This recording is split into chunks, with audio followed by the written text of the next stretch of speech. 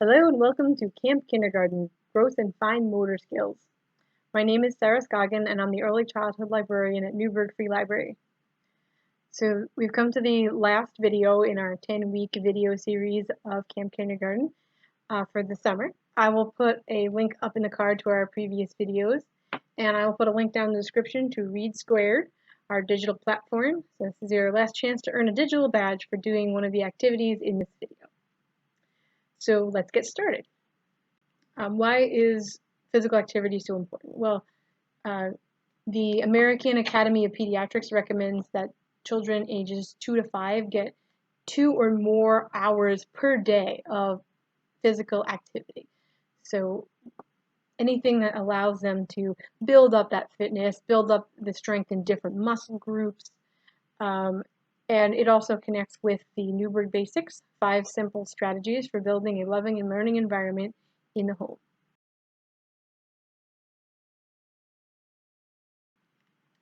If you're watching these videos, you've heard me mention this a number of times, but one of their pillars, as it were, is explore through movement and play. Movement and play are good for children's bodies, their coordination, strength, and overall health. They are also ways that children explore and learn about the world. And that's a quote from their website, which I will link down below, where they have lots of different ideas for activity for ages 0 to 12 months and then 12 to 36 months. One would be an example to make an obstacle course, to have children climbing over pillows or behind chairs or around boxes, and even using those words behind, around, to the left, under, to work in some language as well. I'd like to take a moment to talk about the kinetic scale, as described by Gil Connell, Wendy Peary, and Cheryl McCarthy in their book, Move, Play, and Learn with Smart Steps. So they talk about reflexes and 6 physicalities. So these are really the components of physical learning. So after the reflexes, they talk about the senses, taking the sense data from when they are just newborn, balance, so developing a sense of balance, what they call intuition, otherwise known as proprioception, so the sense of one's body in space, things like, will I fit through that tunnel if I crawl through it, that kind of physical sense. Power, so that's the strength of the muscles, but also stamina, flexibility, agility, so the power to do things with your muscles. Coordination, so putting all of those different physical systems together, and they talk about crossing the midline. I'll have a link down in the description to more about that. The 6th physicality is control, so being able to achieve a goal set for themselves, a physical goal. Finally, they talk about, as an additional step to physical learning, is language, because the mind and the body all being connected. So what does heavy feel like? What does strong feel like? Or the sentence, that box is heavy, but you are strong enough to lift it. That kind of connection between the words they're hearing and a physical reality. So here are some activities that hopefully will inspire you to get moving in different ways. Activities, gross motor. Activity 1, balancing. So to be able to balance on something like a thin line of tape is great practice. So balance beam, sort of putting one foot directly in front of the other, and the alternating feet. They can practice pretending they're tightrope walkers, or don't touch the floor kind of game. It could be a log outside. It could be a board flat outside. All things that help them balance. Practicing balancing on one foot, on one, say just like a circle on the floor, or something like that. Or as children get a little better with their walking, they can use stilts, can stilts. So you can see in the picture there on the right, someone has made monster stilts for Halloween, but it could just be something like cans with string thread through them, so that they can pick up each foot with the string like a stilt and put it down. Practice balancing on the cans. Activity 2, running. So, of course, any form of tag. There are lots of different kinds of tag, freeze tag, everyone is it kind of tag. There's all different versions. But there's also an interesting game called Catch the Ribbon that I discovered on a site called Mom Loves Best. So you take a ribbon on a stick, or you can just take any piece of long fabric, a string or something to that effect, and the adult and the child can take turns if they want, but running around, and the streamer is sort of behind them, and then to try to catch the end of the ribbon. And that goes along with one of the preschool physical milestones, being able to change direction while running. So you can be running and then suddenly turn to one side, and they have to be able to change direction, follow you, and catch the ribbon. Activity 3, jumping or hopping. So there are lots of different activities you could do to encourage jumping and hopping. Over on the left there, you can see a puddle jumping activity. So pretend you're jumping in the muddy puddles or rainy puddles. And in this case, they're working on letter skills at the same time. So they have their blue paper puddles, and you could jump on, say jump on the B, or jump on the lowercase b as opposed to the uppercase B, or jump on the sound that says B. Or you can have a different skill. It could be the color of the paper, it could be numbers, anything you'd like, or you can just have anything to be a marker for them to jump on, or to jump between two different things. Some people have lines of tape that they put on the floor, painter's tape, and then see how many lines a little one can jump on 2 feet and then on 1 foot. Practice both kinds of jumping. And of course you could just play the classic game hopscotch, where you have to jump with 1 foot in each box. Usually you throw a little stone or a cap or something to be a marker into one of the boxes, and then you have to jump over that box. So don't step in the box with the marker.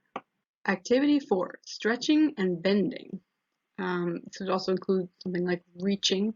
So you could have something like a sticky note up on a wall and have just out of reach, and they have to stretch up as far as they can in order to reach it. See how many they can pull off the wall. Anything that's sort of preschool yoga has a lot of different stretching exercises that are designed for this age group. So they're stretching different muscle groups. You could have a little toddler limbo game that you could just make in a doorway with a long paper tube or something like that. There's also a game called the Human Spring. You can see at the bottom there, 2 people stand close to each other, and they put their hands out flat in front of them, and they have to lean forward until they are holding each other up on their palms, and then they bend their elbows and they push back, and then they have to stand themselves upright again. So it starts out easy because you're standing fairly close together, and then you get a little bit further apart, so then you have to really be pushing against someone else's weight to get yourself standing up again. This is a great activity for sort of flexibility and that body awareness. It's with a laser maze. I've seen it done as it's a giant spider web. I've seen it done as you are going through a secret passage and you have to not touch the vines, or you can play the game any way you want, but the same idea is that you put streamers or tape or long strips of paper or something like that, sort of zigzag, and they have to get through the hallway without touching them. Activities, fine motor. Activity 5, lacing or sewing. The lacing or sewing action is something that improves hand-eye coordination and the pincer grip, so pinching between the finger and thumb, or 2 fingers and thumb. So usually people start with, on the left there, something like big beads. And once the children are getting good at that, you can make it about patterns. You could put the beads on a certain order, or see how quickly they can put them on. But as the skills improve, they can move up to something like lacing cards. And I'll put a link down in the description to some printable lacing cards, or you could just make one out of cardboard with a hole puncher, and then use something like a shoelace or some plastic lacing to go around the shape. And then again, as the children get better at that sort of focus, and also builds like the patience to do something one little square at a time, you can see the plastic canvas projects. So it doesn't have to be an apple, it could be just fill in the whole thing red, or it could be just make rainbow colors, or follow a certain shape that you've drawn on it with marker, but just the lacing and sewing action. Activity 6, cutting. So scissor skills are an important skill to work on over time, really hone those fine motor skills. You can see over in the corner there a clever idea of putting googly eyes on the scissor on the way that's supposed to be facing up. So you can hold this at the correct way. And also to get left-hand scissors if your child is left-handed for scissor skills. So for practice to make cutting interesting, you could just try cutting little snips of paper and then using those pieces of paper to create a little collage. You can see I have a letter collage for initials, TC.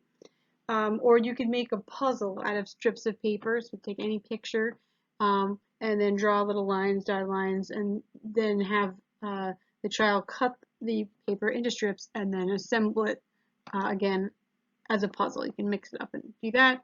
Or you can cut out shapes. So you might cut out a little simple circle around some kind of paper doll as motivation to practice scissor skills.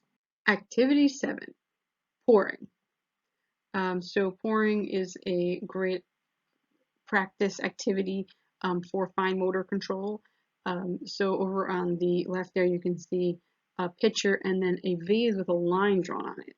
So if a young one is trying to pour the purple water into the vase, they have to sort of use their senses and that sort of feedback to realize, how heavy is this? How am I pouring it? When do I have to sort of start to back off my pouring so that I stop when it gets to the line? It's just a really good practice. And they could practice pouring sand. You could say how many scoops do you estimate it will take to fill whatever container it is and pour the sand. So again, kind of that feedback between the senses and the physical action of pouring. And they can practice their accuracy in pouring and not spilling. That's especially true with beans. If you want to start with pouring something that is not going to make a huge watery or sandy mess, you can start pouring beans into different size containers until their accuracy improves. Activity 8, buttoning and zipping. Just a fine motor skill and a life skill to be able to button and zip. So to practice buttoning, if you have buttons, you can cut slits in a piece of tissue paper and just have the little ones practice sliding the buttons in when they can have it flat on a table until they get the practice enough to be able to button it on it like a shirt or something that they're wearing and they have to look down at it. They can also practice by having something made of felt. You can see on the right there a button on a ribbon with buttons on both ends, and they just go through 2 slits, in this case an apple, and they're spelling out their name or a word, but it could be any shapes, it could be colors, it could be numbers, or they could just practice with 1 slit in each if they're really just getting started and seeing if they can get all the shapes on the ribbon. And finally, for zippering, you could use a piece of ribbon and little bread tags to practice the zipping motion up and down. You could use an oversized zipper to practice that motion of getting the 2 sides of the zipper in place, sort of engaged in order to zip. Or you could make something like a zipper board by putting a bunch of zippers on a piece of fabric or on a board. Or you can just use something like a pouch that has a zipper and have them practice putting things in the pouch, zipping it, and then unzipping it again before trying to zip something on their own clothing. So that's all we have for you for Camp Kindergarten. I very much hope you found it enjoyable and helpful. If you have any questions, please feel free to email me at sscoggan@rcls.org. Thank you so much for watching.